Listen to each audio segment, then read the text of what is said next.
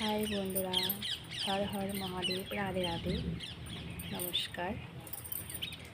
তো কাল শ্রাবণ মাসের 1 তারিখ, আর এই শ্রাবণ মাসটা সবাই কাচের চুড়ি পরে থাকে।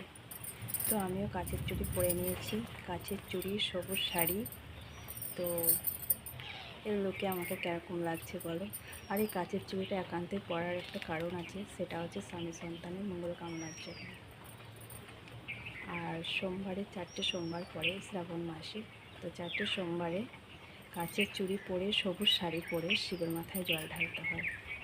তো আমিও চেষ্টা করব আমার সন্তান, স্বামী, ওদের মঙ্গল কামনার জন্য এই কাচের চুড়ি পরে, সবুজ শাড়ি পরে জল ঢালব।